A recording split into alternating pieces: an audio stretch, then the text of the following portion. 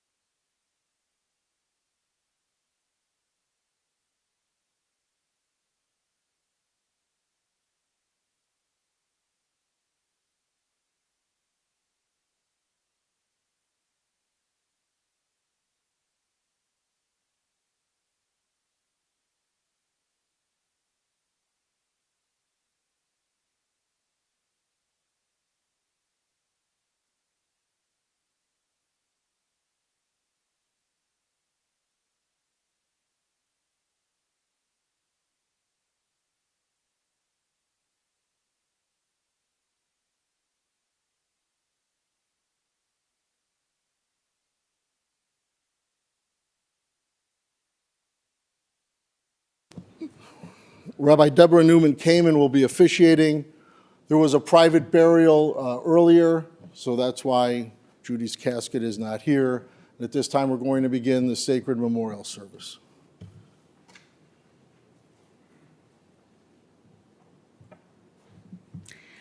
Let's turn to Psalm 23, words of comfort in this difficult time, and we'll read together. God is my shepherd, I shall not want. God makes me lie down in green pastures, leads me beside the still waters, and restores my soul. You lead me in right paths for the sake of your name. Even when I walk in the valley of the shadow of death, I shall fear no evil, for you are with me. Your rod and your staff, they comfort me. You have set a table before me in the presence of my enemies. You have anointed my head with oil, and my cup overflows. Surely goodness and mercy shall follow me all the days of my life, and I shall dwell in the house of God forever. We've come together today in sadness to memorialize Judy Dworkin, beloved mother, friend, relative, and as you already heard, the matriarch of Kaufman's. I personally will never think of Judy without thinking of the big challah that arrived in my house as I was a new young rabbi in the community. Every Rosh Hashanah, Erev Rosh Hashanah, she made sure I was on the loving list of the people that received the big challah. This morning, we have several family members that want to speak in loving tribute to their beloved Judy.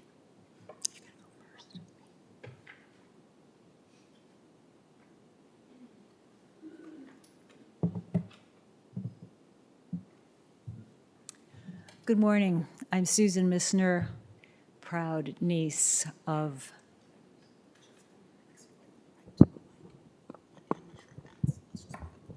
Can you hear me better now?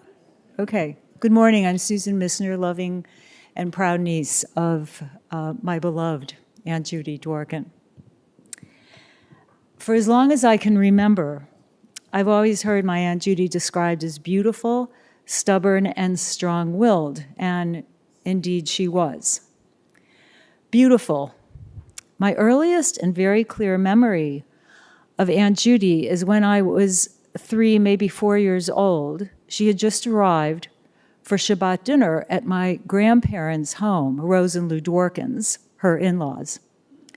I was playing in the living room, and as I entered the front foyer to see what was going on, there was a hubbub at the front door. There she was, coming through the door. She was statuesque and wearing a stylish dress and high heels. She saw me, her face lit up, and she started laughing and smiling. Her eyes were all sparkly. She came up to me, this little girl, and she crouched, so we were face to face. She hugged and she kissed me, and her energy and this really high spirit filled our space. And all of this telegraphed to me, this little girl, her robust love and her total delight in me. I was completely mesmerized. It was this moment that launched, looking back on this, our lifelong love story. She was not a classic beauty. She was the best kind of beauty. She was a natural beauty. Dark hair, these sparkly eyes, lightly freckled skin, a warm, very relaxed smile. There was a familiarity about her, and this attractive nonchalance. She held that her entire life, and it always drew me into her and made me instantly comfortable and just wanting to hang out with her. Stubborn and strong-willed, yes, I suppose she was. Aunt Judy was steadfast, she was firm, and she was resolute. She always spoke her truth before speaking your truth became a thing. Sometimes in speaking her truth, she made some good trouble. She was loyal and she was feisty, and this is all related. Because while those who found themselves in the midst of some of that good trouble she made experienced it as seriously unpleasant and stressful, the fight, so to speak, was usually a manifestation of her loyalty. She loved and was fiercely loyal to every member of her family. Inevitably, individual agendas would sometimes collide, and Aunt Judy would find herself struggling, as many of us do in similar circumstances, to find an objective perspective amidst all her emotions. But here's the thing. At her core, Aunt Judy was a huge softie. She was very sensitive, she was empathetic, she was very emotional, sentimental, loving, and yes, she was nurturing. She had a really strongly soft side. For example, she delighted in babies and young children. They brought her instant joy and really revved up her mischievous nature to both her and their great amusement. Though my brother Gary and I held close adulthood relationships with our Aunt Judy our whole lives, she froze the clock with both of us in a really endearing and uniquely memorable way, calling each of us by the name she gave us when we were small children. She, and only she, called me Susabelle. In this enthusiastic greeting when she saw me, this was the name she gave me when I was that little 3 or 4-year-old niece that met her in the hallway at Rose and Lou Dworkin's house. And Gary, she called Gersh, the name she gave him when he was her little boy nephew. She was beside herself when her granddaughters arrived, inspiring her to write and illustrate a children's storybook that she titled The Cookie Lady and the Bagel Man. There is the cover of it, in which she joyfully describes in rhyming verse and colorful illustrations the happy process of baking breads and cookies at the bakery. The book's dedication reads, quote, "To the lights of my life, Zoey and Kylie." And the last line of the story is a telling one because it reflects her toast to family, which is what Judy was all about in her at her essence. Her last line in the storybook reads, quote, "To moms and dads and children too, we say good eating to you." Aunt Judy was an artist. More about her soft side. She channeled her creative energy in making art, ceramics, painting, needlepointing, silversmithing, drawing, and knitting. Her output was prolific over the years, and she was good. When she worked at Kaufman's, the counters, the floor displays, the party trays, and more all reflected her input, which Bette always asked for and always valued. She held a ferocious love for her father, Oscar, her brother, Marty, and her son, Maury, and two, for her daughters, which was very clear. Excuse me. In the deep pride she took in Sheryl and Bette, and the pure joy she got from spending time with them, even when she was making good trouble about them.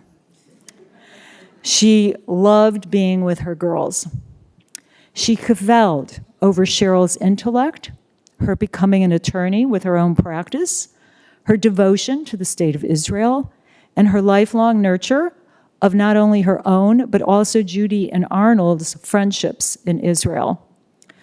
She was gratified that her own devotion to family was so strongly internalized by Sheryl, who independently, and this is to mention just one example, reached out to several cousins with whom relations had frayed over the years for reasons no one could really remember, as often happens in these situations, which resulted in Sheryl enriching and enlarging the family tent, that family tent again, the most valuable thing to Aunt Judy.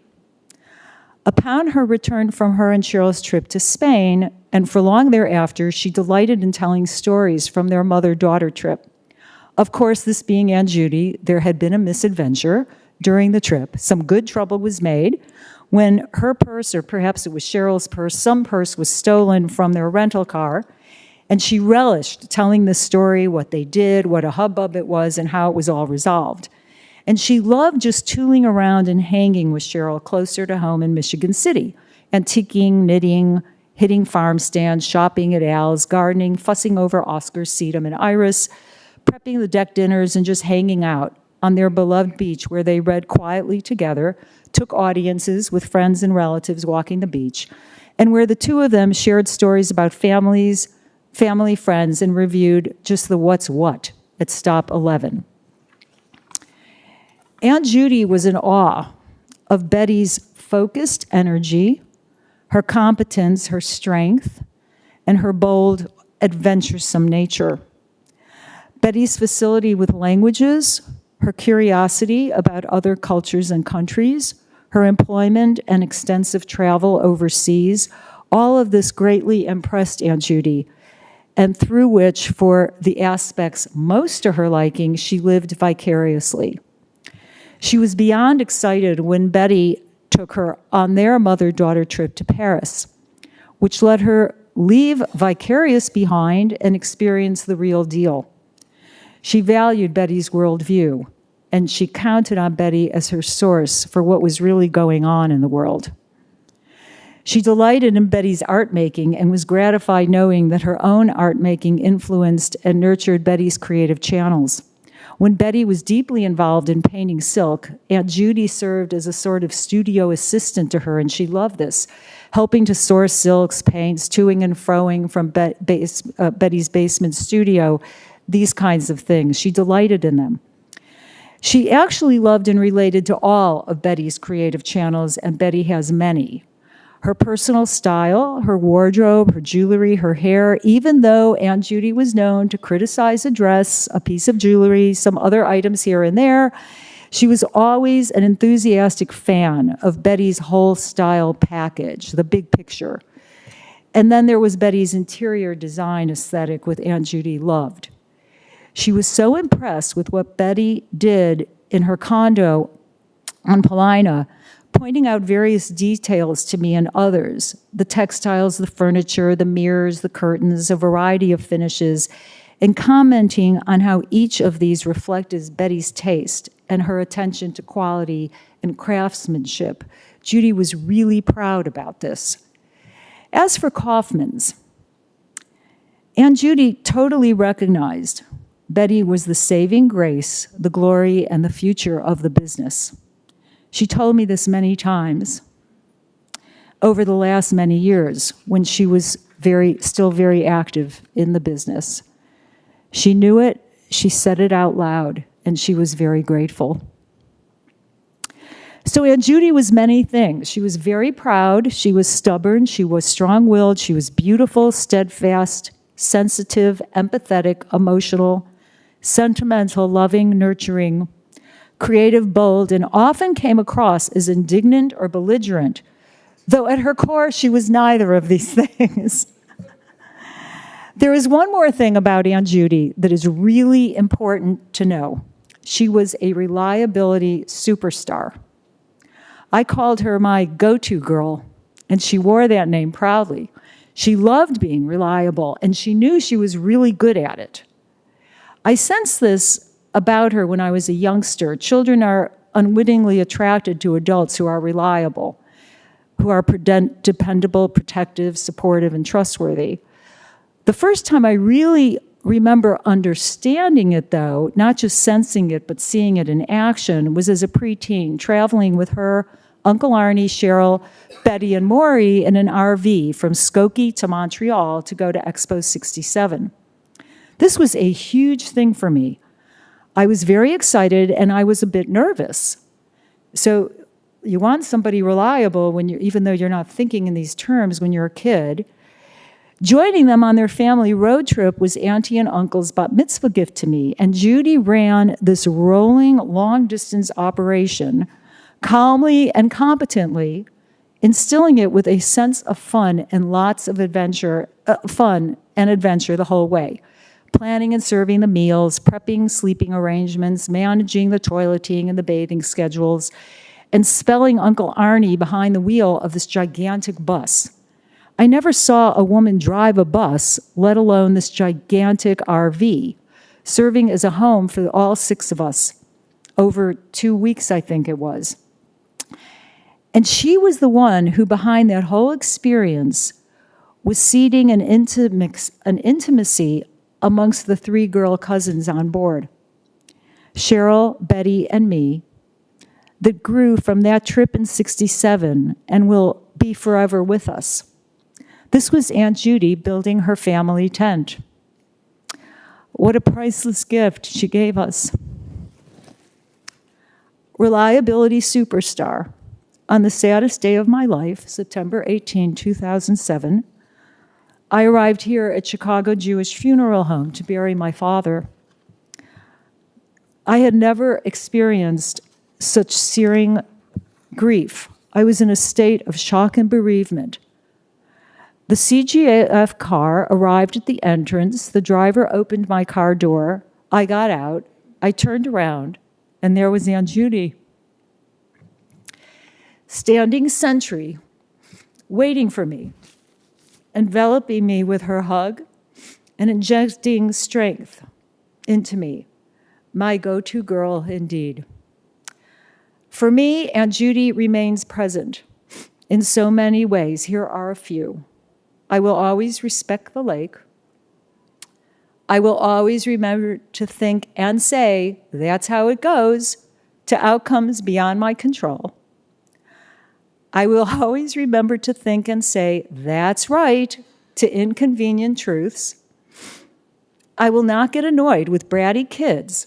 Instead, I will smile at Aunt Judy in my thought bubble, telling me, listen, Susabelle, all that kid needs is a Russian cocktail, a good slap to the head. And whenever I hear a woodpecker, I know Aunt Judy is visiting me. As my grandfather used to wisely say, love knows love. I loved my Aunt Judy, and she loved me, and our love story continues forever.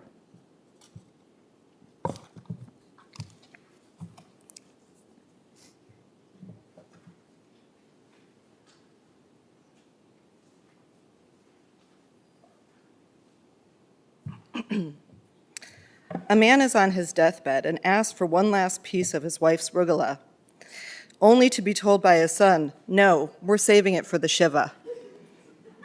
So here we are. Here we are at Judy's memorial in Shiva, and I'm sure there's enough rugula and Judy's strudel to go around.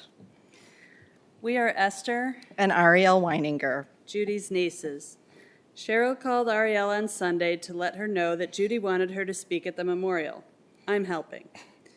Ryan, Little Marty, and Ariel were on their way back home from northern Michigan and decided to do what has now become a tradition in our family and get sand from the beach in Michigan City for Judy's interment. They got off 94 at New Buffalo and took Highway 12 past Judy's Motel No relation. and Swing Bellies, took a right at Al's, Auntie Judy loved the fried chicken, and grab a trib for the crossword, too. got over the hill at Stop 22 and saw that beautiful water. Stop by stop, you could see huge groupings of family and friends. It was a busy day at the beach. Judy would have wanted to be there. They passed by the Freeds in 1856 and got to Auntie Judy's house. Inside, it's the same as it's always been, cozy, dark, and cool, so different from the hot, bright day outside. On the walls hang paintings by her mother Esther and her uncle Manny. Other walls are covered by family photos. Judy and her big brother, our dad Marty, on the beach when they were kids. Grandpa Oscar, Grandma Esther, Big Marty and Judy lined up in a row at the beach with Jerry Pico sneaking into the background making the shh sign. Great Grandpa Hyman is also in the photo along with a few other relatives. There's also the photo of the celebration of Hyman and Sarah's 50th wedding anniversary, as it is in many Weininger family homes. More photos feature Uncle Arnie and their kids, Sheryl, Betty, and Maury, at different points in life, in Michigan City, in Glencoe, and elsewhere. There's also that fabulous glamour shot of Betty. On the corner table is a photo of Judy and Roz. Clearly, Roz has said something dirty or inappropriate, as Judy is cracking up. It's one of our favorites of these two. On the coffee table is the container of Twizzlers that's always there. Little Marty may have taken a few that day. Ryan and Little Marty had already gone down the path to the beach. Ariel stayed up at the house and looked at the back porch, including her favorite rattan couch, where she lay for days when she was pregnant, under the lampshade made by Auntie Judy from seashells. Judy's beach cover-up, hat, beach bag, and shoes are still by the back door. On the deck outside, where so many family dinners, celebrations, cocktail hours, and morning coffees took place, 2 hooks on the upper deck remain from the baby swing Auntie Judy put in to entertain the next generation of her granddaughters and great-niece and nephews. She adored all of them and showed her love through family traditions like playing Keys a la mazala, keys a la mazala. on their hands and delighted in their laughter. Ariel stopped in the bathroom, one of our favorite rooms in the house, not for the expected reasons, but because of the wallpaper. If you haven't seen it, you should. It's old advertisements from the 19th century. It's on both sides of the house and was also in the powder room of our house in Michigan City. Big Marty and Judy like to do things the same. For years, we've been staring at these products, In a time of peace, prepare for war. declares the ad for Hyrex, a delightful non-poisonous lotion for bites and stings. There are also solutions for gout and baldness. Our baby. Is a little water nymph representing Pear's soap. Ads for toothpaste, brushes, shaving supplies, and perfume, and of course, The primo. a brand new water closet with Mott's patent direct action siphon water system has always been a favorite. They locked up the house and headed back to Chicago with 2 big Ziploc bags of sand. On Friday, we had Auntie Judy's interment. As the pine box was lowered into the ground, the funeral director explained that, as is tradition, earth from the Mount of Olives goes on top of the casket. We then made him aware of our bags of sand. He revised their directions: Mount of Olives, then Michigan City sand, then the shoveling of dirt from the ground. Family members got in line and did just that. If we couldn't bring Judy back to the beach, then we were going to bring the beach to her. Afterwards, under the tent, Betty leaned in and said, and I apologize for some of these words, I had the strangest feeling when we were doing that Mrs. Dworkin would have said, "What the fuck are you all doing up there?" Ryan added, Stop throwing sand at me. There's no throwing sand. years ago, we started to call her uninhibited and colorful sayings. Judaisms. Once on the beach, a cop drove by on his ATV. It aggravated her, and she yelled at him, Get off my fucking beach. Ariel told her to quiet down or she might get arrested. She, of course, did it again when he drove past going the other way. She would yell at every jet ski and speedboat that ventured inside the buoy. It was her fucking beach. We realized writing this that we used the word favorite too many times. Ariel was about to look up synonyms so it wasn't so repetitive, but then we decided it was okay. To Judy, family was her favorite, Michigan City was her favorite, and to us, Auntie Judy was one of our favorites.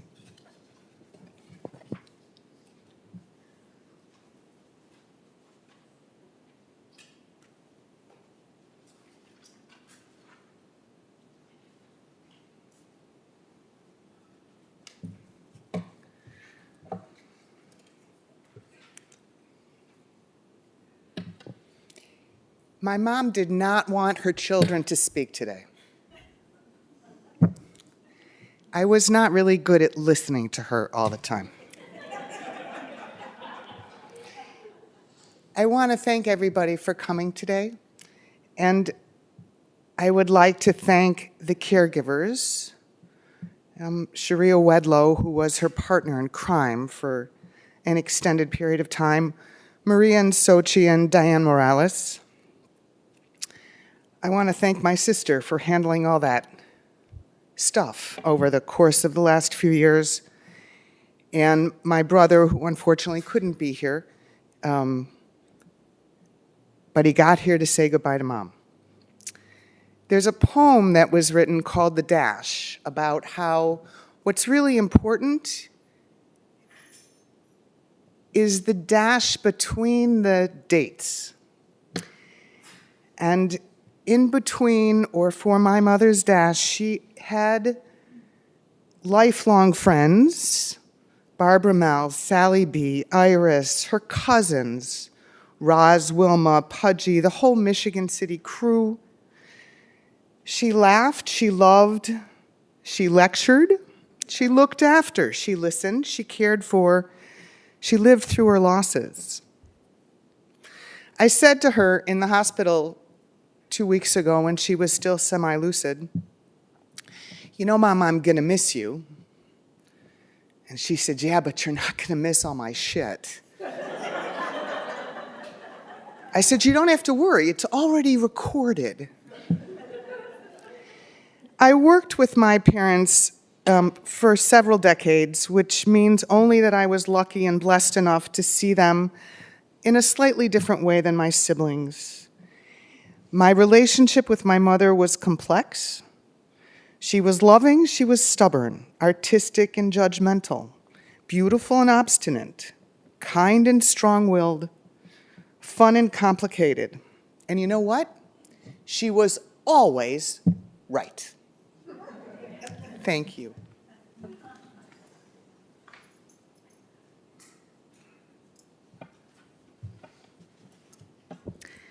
Each of you, through your words, brought Judy's presence here so very strongly, which is, of course, what a meaningful memorial service is supposed to do. We're going to conclude the service with the mourner's Kaddish. I ask everyone to please rise. Yitgadal v'yikadash shemei rabbah, v'alma divrach hirutei v'amlich malchutei, b'chayechon v'yomechon v'chayedecho beit Yisrael, ba'agala uvizman kariv v'imru amen. Yehei shmei rabba mevorach leolam omei omaya. Yitbarach v'yishtabach v'yitpa'ar v'yitromam v'yitnaseh. V'yitadar v'yitalev v'yitalal shmei dekudasha barichu. Le'ela min kol birchata v'shirata. Tushbachata v'nechamata d'amiran bialma v'imru amen. Yehi shlomo rabba min shemaya. V'chaim aleinu v'al kol Yisrael v'imru amen. Oseh shalom bimromav, hu ya'aseh shalom. Aleinu v'al kol Yisrael v'imru amen.